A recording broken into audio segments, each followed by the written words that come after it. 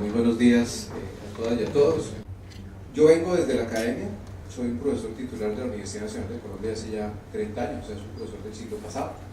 Trabajo en investigación en el tema salud sexual y reproductiva, que es el expertise que yo tengo, y voy a hablarles a ustedes como asesor médico de la IPPF, la Federación de Planificación Familiar Internacional, desde el Comité de Derechos Sexuales y Reproductivos de la FLASOC y el Comité de la Salud de la Mujer y Derechos Humanos, que es como se llama ahora el comité que antes era Salud Sexual y Reproductiva de la Federación Internacional de Ginecología y Obstetricia.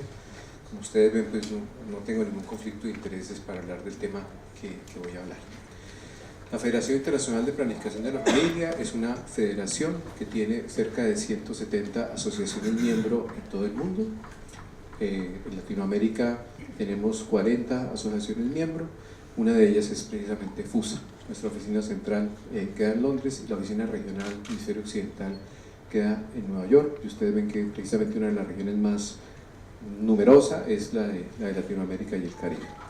Tenemos unos principios fundamentales de trabajo que tienen que ver con el respeto por la vida y el bienestar de las mujeres, en general de las personas, hombres y mujeres, especialmente los grupos más vulnerables, el respeto por el derecho a decidir de la mujer, que es parte de lo que nos convoca estos días en Argentina, reconociendo las habilidades de las mujeres para tomar decisiones responsables y conscientes sobre su vida, particularmente su vida reproductiva.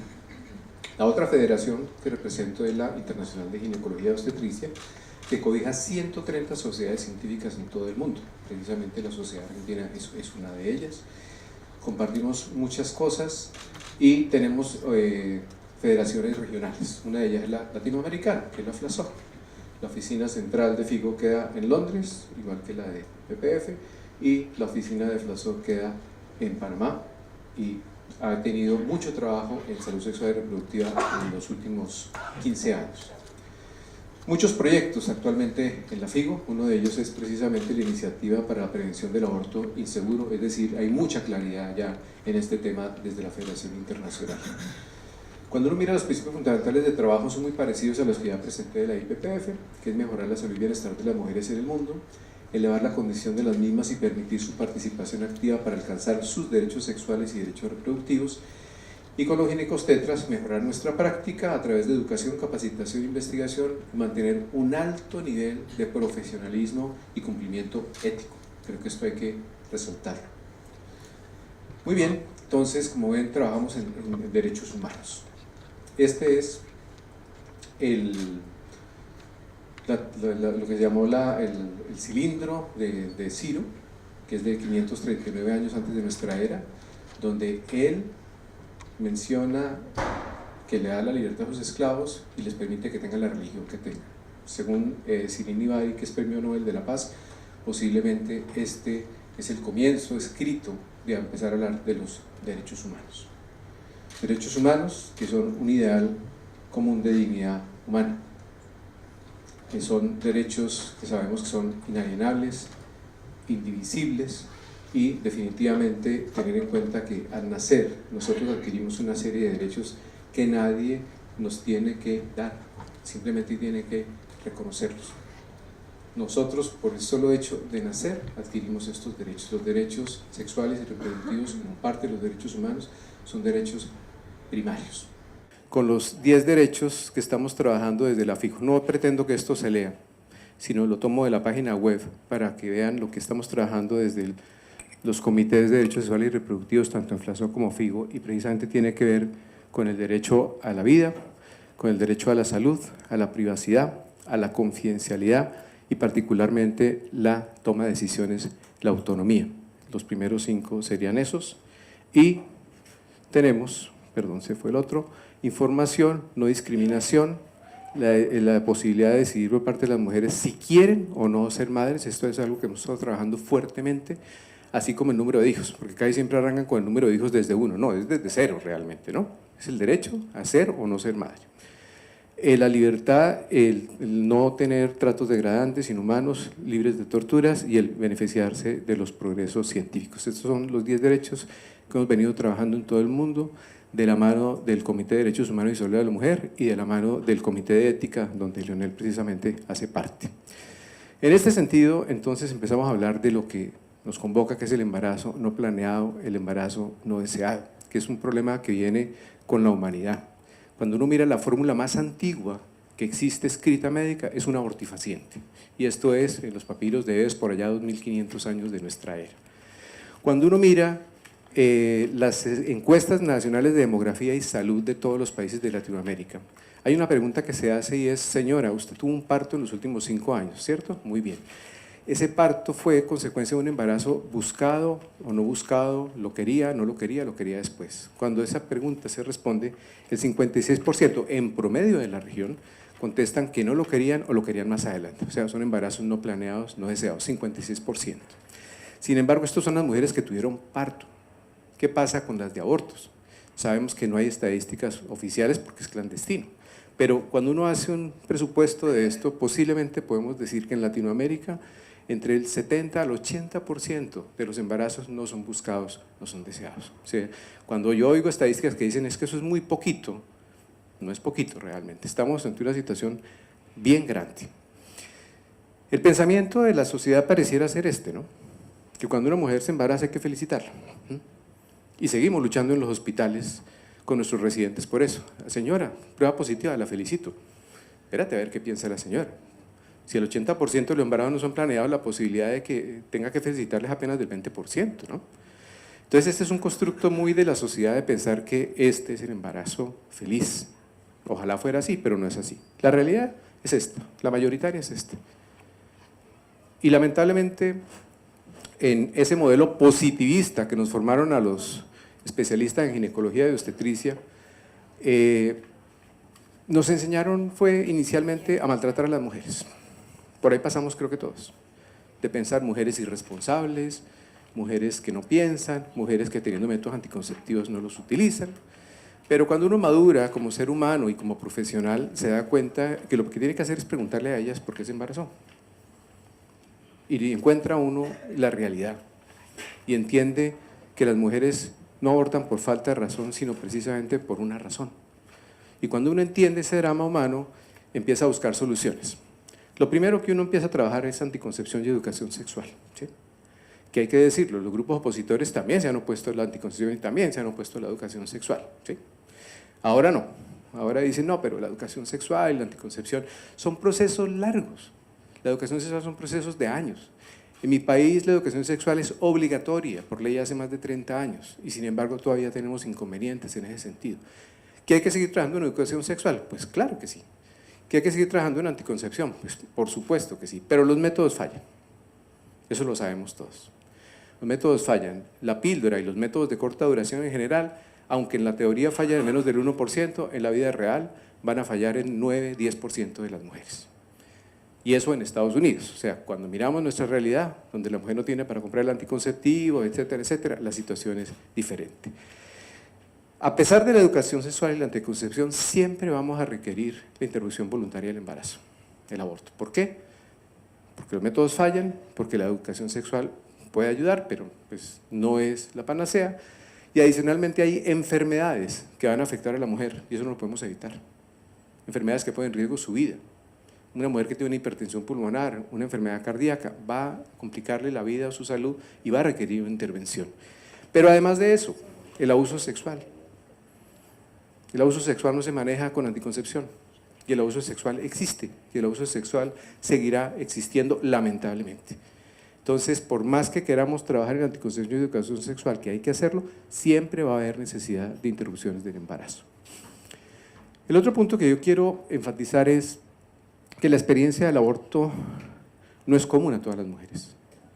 Cada mujer pasa por esto como una situación diferente.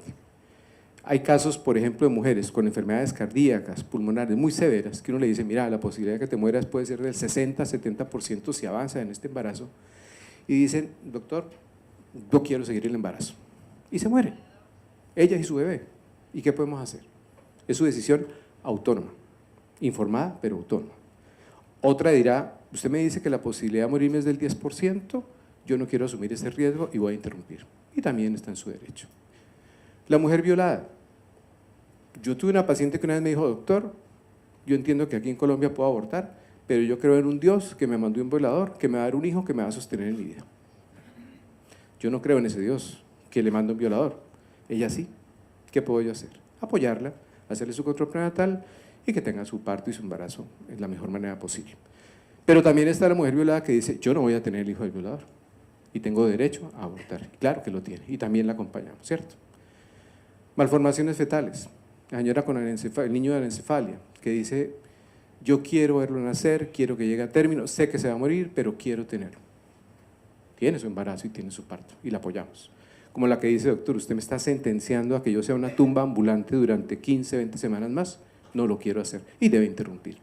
Entonces no podemos generalizar, cada mujer pasa por el proceso de manera diferente. Entonces no podemos como sociedad decir, es que las mujeres que abortan, cada cual es diferente, todos somos un mundo diferente y hay que entenderlo y hay que respetarlo. Por mucho tiempo estigmatizamos a las mujeres y cuando uno mira la experiencia del profesor Aníbal Faúndez, que escribió su libro El drama del aborto, dice lo mismo que decimos todos. Al comienzo yo pensaba que eran mujeres irresponsables, qué sé yo, empecé a hablar con ellas y entendí esto y esto. Todos hemos pasado por ese proceso, ojalá no todos tengamos que pasar por ese proceso, sino que entendamos que la experiencia de los demás es muy válida. Y muchas, cuando el Estado no las acoge, cuando es ilegal interrumpir un embarazo, las empujamos obviamente al aborto inseguro, que es la que lleva a la muerte. Aquí los que tenemos muchas canas, posiblemente hemos visto mujeres que se han introducido un palo de rosas, se han introducido alambre, se han introducido puntas de paraguas, es decir, llega a tal el desespero que pone en riesgo su salud y su vida porque nadie las va a ayudar, ¿no? Gracias a lo que sea, llegó el misoprostol hace ya muchos años y esto minimizó este tipo de casos que tuvimos que ver durante mucho tiempo nosotros. La mortalidad materna es importante. A mí me preocupa mucho la discusión que he oído estos días en Argentina y es que no son muchas las que se mueren por aborto. Y entonces salen estadísticas que dicen, no es que no fueron 40 sino 35. A mí la verdad, que sea una, me basta. Entonces a la estadística, si son muchas o pocas, son muchas, pero si son muchas o pocas no me importa, porque una sola basta. Y yo le diría a las legisladoras y legisladores que piensen más allá de las estadísticas, que esa puede ser su hija, puede ser su compañera, puede ser su hermana. Y ahí cambia la perspectiva, ¿no? Cuando uno clarifica valores con los colegas, por ejemplo el tema de violación, dice, no, yo no estoy de acuerdo en que una mujer violada vaya a abortar. Piensa por un instante que es tu hija. Ah, no, eso es diferente. ¿Por qué es diferente? Los valores son los mismos, ¿no? Se supone que yo no interrumpo porque tengo un respeto a la vida y entonces la de mi hija es diferente.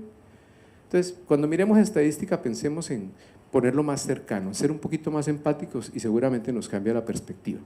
Pero no son pocos los abortos y no son pocas las muertes por aborto, porque el aborto inseguro es muy alto. Miren, en azul los abortos seguros, Norteamérica, prácticamente todo, Europa, prácticamente todo, y nosotros estamos al nivel de África. 95% de los abortos son inseguros, que son los que llevan a las complicaciones y a la muerte. Entonces no podemos decir tranquilamente que esto es poco, no, no es poco. De hecho, la subregión del mundo con más alta mortalidad por aborto inseguro, aquí está, que es Sudamérica.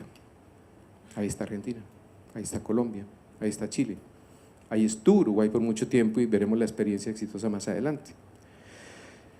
Hay una falacia y es pensar que el restringir el aborto minimiza los mismos.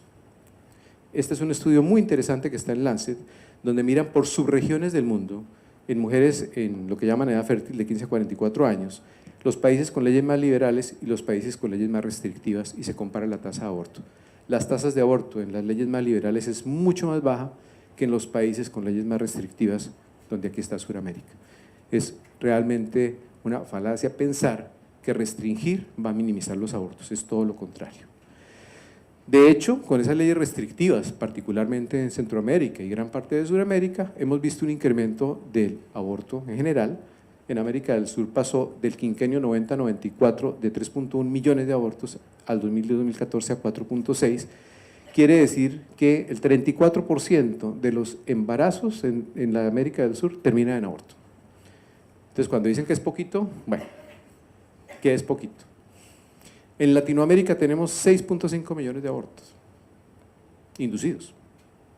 Y esto lleva a una mortalidad materna, dependiendo del país, entre el 10 al 25%. Es muy alta, es muy alta. Y lleva a 760 complicaciones de aborto inseguro, con todo el subregistro que hay tanto de muerte como de complicaciones de aborto inseguro. Porque muchas de estas mueren es por suicidio, pero eran mujeres que estaban embarazadas. Entonces fue el embarazo indeseable que llevó a esto. Muchos abortos sépticos mueren de falla multisistémica, nadie dice que fue un aborto. Murió de paro respiratorio, pues de eso nos morimos todos, pero no hablan de la causa primaria que fue un aborto inseguro. Y las complicaciones del aborto son muchísimas. La mortalidad materna, como siempre se ha dicho, es la punta visible de este iceberg, que es gravísimo, claro que sí. Pero subyacente tenemos una problemática muy dolorosa que hay que entender. Y que hay que entender porque hay muchas mujeres que salen vivas, pero vivas entre comillas, ¿cómo es su calidad de vida? Yo he tenido que operar mujeres de 14 años, de 12 años, que salen vivas, después de pasar unos meses en cuidados intensivos, sin útero, sin ovarios, con una herida de acá a acá y con una colostomía, es decir, con el intestino abocado al abdomen. Entonces sale viva. ¿Cómo es esa calidad de vida? ¿Cómo es la dignidad de esa mujer en esas condiciones, con menopausia precoz desde los 12, 14 años? Salió viva, qué bueno que salió viva, pero ¿en qué condiciones? Entonces, no miremos solamente los números de muerte materna, que dicen que son muy poquitos en Argentina, pero miren todo lo que está pasando acá abajo, ¿no? Leyes restrictivas no sirven para nada. El mejor ejemplo, y esta gráfica es muy importante que la tengamos siempre en la cabeza, es Rumania. ¿Qué pasa de los 60 a los 90? Un país que hasta el año 66 tenía legalizado el aborto, una tasa de mortalidad por aborto realmente baja, ¿sí? Por debajo de 30, y llega el régimen de Ceausescu y empieza en el año 69 a ver cómo aumenta la mortalidad por aborto de una manera impresionante, de tal manera que en 20 años se aumenta 7, 8 veces de la que tenían antes de la legalización. Llega a ser de 150 a 160 por 100.000 nacidos vivos y se mantiene en ese orden. Se acaba el régimen de Ceausescu, cae y empieza a legalizarse el aborto y en el año siguiente desciende muy rápidamente y en cuestión de 2 años está al nivel que estaba en los 60. Ese país nos muestra algo que otros países no han vivido y es legalización, prohibición y legalización, y vemos cómo baja y cómo cae. Entonces decir que el restringir el aborto disminuye el aborto no es cierto, todo lo contrario, lo que hace es aumentarlo. El caso de Sudáfrica, pues la parte más desarrollada de África, hasta el año 94 tenían restringido el aborto, en ese año tuvieron 425 muertes asociadas a aborto en los hospitales públicos, se legaliza y en los siguientes 3 años, a pesar de las dificultades de la implementación, tuvieron una reducción del 91% en las muertes por aborto, pasando de 425 a 36 muertes. Claro, cuando uno mira las cifras de aborto posiblemente aumentaron, ¿por qué? Porque hay registro, cuando es clandestino no hay registro, cuando es legal claro que hay registro y pareciera que aumentó, pero como es toda de la mano de anticoncepción posaborto, va a bajar la cantidad de abortos necesariamente. Esto no se puede discutir, esto es una verdad de a puño. Más allá del aborto inseguro, se compara en este trabajo que es muy interesante, el Departamento de Asuntos Económicos y Sociales de las Naciones Unidas, ustedes lo pueden revisar, en rojo los países con leyes restrictivas y en verde los países con leyes liberales. Miren que no solamente es la tasa de aborto inseguro la que es menor, sino también la mortalidad materna, la tasa total de fertilidad y el embarazo en adolescentes. O sea, las leyes restrictivas realmente no funcionan. Sigan, por favor. Sigan. Entonces, es muy importante tener en cuenta que tener leyes restrictivas lo que hace es aumentar la tasa de abortos inseguros, aumentar la tasa de mortalidad materna, aumentar la tasa total de fertilidad y aumentar el embarazo en adolescentes. El profesor Aníbal Faúndez en esta publicación, y lo traigo porque Aníbal ha sido un referente, él fue quien me antecedió a mí en la FIGO en el Comité de Derechos de la Mujer y me antecedió en la FLASOC en el Comité de Derechos Sexuales y Reproductivos. Y él hace este artículo recientemente, hace 3 años, y hablando de lo que le estoy mencionando, dice: las evidencias disponibles, que ya se las mostré, señalan que al contrario de lo que se teme, la legalización del aborto y la disponibilidad del acceso al aborto legal y seguro no aumenta el número de abortos y todo lo contrario, los disminuye si incluimos anticoncepción posaborto, como siempre debe estar. Este es seguramente el principal malentendido sobre el efecto de legalizar el aborto. Esas gráficas que mostré de Rumania, de Sudáfrica, es muy importante que las tengamos para entender que las evidencias son apabullantes y que el legalizar el aborto lo que hace es disminuir la cantidad de abortos, que es lo que todos queremos realmente.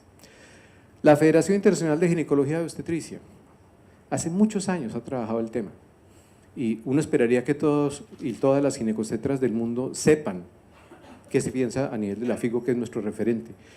Lo resumo en esta diapositiva nada más. Dice la FIGO: tras la debida asesoría, las mujeres deben tener el derecho de acceder al aborto por cualquier forma, médica o quirúrgica, y los servicios de salud tienen la obligación de suministrarlos con las máximas condiciones de seguridad y calidad. Como ya mencioné, la FIGO somos 130 sociedades científicas de todo el mundo, incluyendo la Sociedad Argentina de Ginecología y Obstetricia.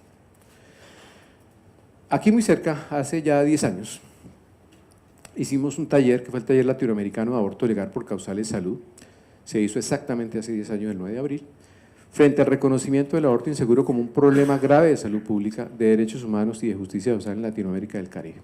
Aquí estuvieron muchas sociedades científicas de la región, prácticamente todas, entre ellas Argentina, y sacamos un statement, un consenso, en el cual se insta a los gobiernos de la región a crear condiciones para la maternidad segura, fortaleciendo el cuidado de la salud sexual y reproductiva con un enfoque integral, desarrollando ¿qué? Programas de educación sexual, que ya lo mencioné, asegurando la entrega de metodología anticonceptiva, incluyendo la anticoncepción de emergencia. Pero también se insta a estos mismos gobiernos para que a través de sus ministerios de salud elaboren regulaciones sanitarias para facilitar el acceso de las mujeres a interrumpir el embarazo en condiciones legales por ser un instrumento que contribuye a preservar la vida y salud y a reducir las muertes maternas. Y finalmente, insta a todas las sociedades científicas de nuestra especialidad a impulsar y apoyar la elaboración de regulaciones sanitarias que faciliten el acceso de las mujeres a interrumpir el embarazo como un reconocimiento a sus derechos sexuales y reproductivos. Esto es de la Federación Latinoamericana de Obstetricia y Ginecología y está de acuerdo con los lineamientos de la FIGO. Muy bien. Los Objetivos de Desarrollo Sostenible. Argentina fue un país signante de los 193 y si ustedes miran realmente la salud sexual y reproductiva toca todos los objetivos. Solamente me quiero referir al 10 y al 5. En el 10, que es la de reducción de desigualdades, que es reducción de desigualdades entre las regiones del mundo, reducción de desigualdades entre los países y reducción de las desigualdades dentro del mismo país. Es decir, si el país vecino mío tiene una tasa de mortalidad materna menor, pues quiero llegar allá, a romper esa desigualdad. Si la tasa de razón de mortalidad materna en Buenos Aires es diferente a la del norte del país, pues la idea es reducir esa desigualdad. Tiene que ver con esto. Y la igualdad de género, que tiene muchísimas metas. Cada uno de los objetivos tiene muchas metas y solamente voy a traer 2 del 5, que es poner fin a todas las formas de discriminación contra todas las mujeres y las niñas y eliminar todas las formas de violencia contra todas las mujeres y las niñas. Aquí está precisamente la legalización del aborto, que es acabar con esa discriminación y acabar con esa violencia. Pero además de eso, tenemos el Consenso de Montevideo, que se hace en el año 2013 en Uruguay y que el presidente de esto fue precisamente Leonel, que nos acompaña, donde el Consenso de Montevideo, dentro de las muchas cosas que dijo, solamente traigo una, insta a los estados a considerar la posibilidad de modificar sus leyes, normativas, estrategias y políticas públicas sobre interrupción voluntaria del embarazo para salvaguardar la vida y la salud de las mujeres y adolescentes, mejorando su calidad de vida y disminuyendo el número de abortos. Argentina fue un país de los que estuvo presente y firmó precisamente este consenso. Entonces, el llamado es, como mencioné al comienzo, trabajar derechos humanos y nada más humano que los derechos sexuales y reproductivos, que son primarios, que nacen conmigo cuando respiro. Y comprender esto es realmente entender que estamos ante lo que ayer yo decía en el Congreso, al más preciado de los bienes, a la más sublime de las capacidades y la más humana de las características, que es la posibilidad de decidir, de autodeterminación, que va de la mano de la dignidad. Nosotros somos seres autónomos y esto no me lo tiene que reconocer nadie. Cuando yo nazco, tengo el derecho a ser autónomo. Yo tengo el derecho a decidir ser papá o no, tengo derecho la mujer a ser mamá o no, tengo derecho a dejarme la barba o a quitármela o a ponerme un arete, lo que yo quiera, ¿cierto? Entonces, la autonomía no es que me la dan, me la tienen que reconocer. Entender esto de derechos humanos es un factor central para la equidad social de cualquier país, contribuye a la construcción de democracia y es una de las acciones más costo efectivas en salud y en procesos de desarrollo. Si uno quiere salirse de lo humano que estamos hablando y quiere ver costos, quiere ver dinero, cuando un país legaliza el aborto, la cantidad de dinero que se ahorra en complicaciones del aborto son impresionantes. Pero más allá de eso, la calidad de vida de las personas, que es lo que más nos interesa. Y aquí hay un punto que es básico, y es que tenemos que entender que estamos en un mundo plural. Si algo tiene la región nuestra latinoamericana es que es plural multicultural, multiétnica, y cada uno de los seres humanos que estamos aquí hoy sentados tenemos pensamientos, creencias, valores, proyectos de vida diferentes. Eso es lo bonito. Lo que pasa es que si yo me enfrento como profesional de la salud o como legislador ante una mujer, yo tengo que inmediatamente, mentalmente, poner una barrera no de diálogo, sino una barrera de pensamiento en que tengo que entender mis pensamientos, creencias y valores son válidos para mí, pero mi paciente puede pensar diferente. Cuando un profesional de la salud le dice, señora, se va a ir al infierno, pues no se puede ir al infierno porque yo creo en un infierno que ella no cree. Así de sencillo, ¿cierto? Y ya el Papa dijo que no hay infierno, entre otras cosas. Esto es muy importante en la práctica médica. Quien hace ejercicio político, igual, tiene que entender que uno tiene que legislar, no para mis creencias, sino para el beneficio común.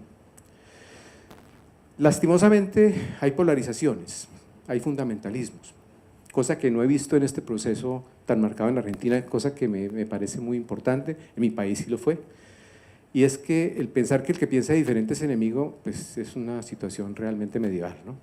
Quien piensa diferente a mí simplemente tiene una realidad diferente a la mía, no quiere decir que esté loco, que esté loca. Esta actitud reflexiva, que los que tenemos ya ciertas canas o hemos perdido el cabello, usted es el profesor Frank Álvarez de Dominicana, que trabaja en Profamilia Dominicana, gran investigador en anticoncepción. Es una campaña mostrando que uno tiene que sensibilizarse a estos temas. Su vida había estado en peligro, ahora me doy cuenta que pude haberla ayudado. Cuando uno no ayuda a una mujer que transita por un embarazo no planeado, no deseado, y le dice, eso es ilegal, yo no me meto en eso, respéteme, la estoy empujando a la clandestinidad, la estoy empujando al aborto inseguro. Y cuando la señora llega muerta, es cuando uno dice, yo haya podido haberla ayudado, ¿cierto? Si hubiera hablado con ella, si le hubiera entendido su situación. Desde la legislación igual, yo pensaría que quienes legislan tienen que entender que sus pensamientos, orientaciones religiosas, políticas, etcétera, son válidas para su vida, claro, así es, pero no para el resto de la comunidad. Y en actitud reflexiva, ojalá también digan, yo haya podido ayudar si hubiera cambiado la ley, si hubiera legalizado el aborto. Creo que este es el mejor ejemplo de lo que estoy diciendo. Me parece que es la mirada inteligente, y es el expresidente Valéry Giscard de Francia, quien le dice a Juan Pablo II, yo soy católico, pero también soy presidente de una república cuyo Estado es laico, como lo es Argentina. No tengo por qué imponer mis convicciones personales a mis conciudadanos. Comprendo perfectamente el punto de vista de la Iglesia Católica y como cristiano lo comparto. Juzgo legítimo que la Iglesia pida a los que practican su fe que respeten ciertas prohibiciones, pero no le corresponde a la ley civil imponerlas con sanciones penales al conjunto del cuerpo social. Creo que esta es la mirada realmente inteligente y madura que debe tener un país. Yo ayer lo decía, yo recorro la región para arriba y para abajo desde hace 30 años, creo conocer a profundidad cada uno de nuestros países, y para mí el Cono Sur, particularmente Uruguay y Argentina, han sido referentes.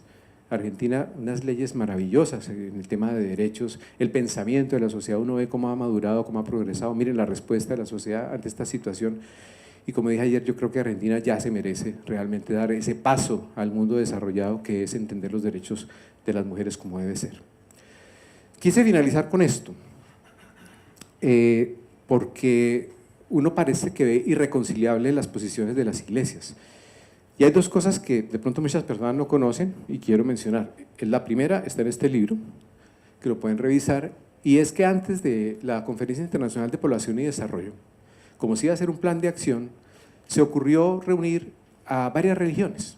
Entonces invitaron a título personal personas eruditas, teólogos, infortunadamente solo 8 mujeres en este grupo, pero eran personas de amplia trayectoria en sus respectivas religiones. Se representaron prácticamente todas las religiones más importantes en número del mundo y se entabló una discusión, pero fuera de sus religiones, era con varias. Y miran toda la situación de lo que iba a pasar en el Cairo y particularmente del aborto. Textualmente, este grupo dice, que fue en Jembal, en Bélgica, dice: las comunidades religiosas no pueden ignorar el hecho de que ocurre el aborto y que en los lugares donde es ilegal o está sometido a abundantes limitaciones, a menudo plantea un riesgo para la vida y la salud de la mujer. La despenalización del aborto es, por lo tanto, una respuesta mínima a esta realidad y un medio razonable de proteger la vida y la salud de las mujeres. Esto es un consenso interconfesional que se hace en Bélgica en mayo del 94, previo a la Conferencia de Población y Desarrollo del Cairo. Posteriormente, ya más recientemente, 20 años después, se hace en Tailandia, en Chiang Mai, una declaración donde la misma metodología, se invitan personas eruditas en teología, en este sí participan ya grupos feministas, 41 personas en total, y en este libro pueden encontrar también la referencia, y sobre el aborto dicen algo muy similar, dice, dada la preocupación moral que envuelve al aborto y a la diversidad de posiciones morales que existen, la visión de una religión en particular no debería imponerse sobre la conciencia de otras personas. La despenalización del aborto es una respuesta mínima a esta realidad. Entonces, de una manera un poco ingenua, yo creo que sí se puede llegar a un consenso inteligente. Aquí hay dos demostraciones de que se pudo hacer y que ven la realidad realmente de lo que está pasando con las mujeres. Entonces, la invitación es a que entendamos que este tema es un tema que va más allá de la orientación política, de la orientación religiosa, es un tema de derechos humanos, es un tema de derechos sexuales y reproductivos, y lo que nos corresponde es entender que las personas podemos reivindicar nuestros derechos y los gobiernos no nos tienen que dar nada sino asegurar la vigencia de los mismos. Insisto, cuando uno nace y respira es cuando adquiere primariamente los derechos sexuales y reproductivos que hace parte de los derechos humanos. Yo veo realmente este proceso muy bien, yo siento que la madurez del país lo que ha logrado es este debate, que no está exento de posiciones extremas, claro está, pero está dando un ejemplo al mundo de cómo realmente estamos entendiendo una realidad. ¿Sí? Yo he vivido este proceso en muchos países y no ha sido tan amigable como lo veo yo ahora en Argentina, lo veo desde fuera, claro está. Veo miradas muy inteligentes, muy reflexivas, y eso hace realmente pensar que este es un país que sí piensa en las mujeres y estoy seguro que van a tomar la mejor decisión. Insisto en lo que dije al comienzo, las mujeres no abortan por falta de razón, todo lo contrario, la mujer siempre aborta por una razón y eso hay que entenderlo. Hay que desproveernos de todas las cosas que tenemos alrededor, que nos han traído alrededor del tema de aborto, pero lamentablemente es una situación que existe. Insisto, no importa que sea una sola muerte, la estadística no me interesa, lo interesante es que sí se pueden evitar. Todas las muertes maternas prácticamente son evitables y gran parte de esto tiene que ver con la legalización.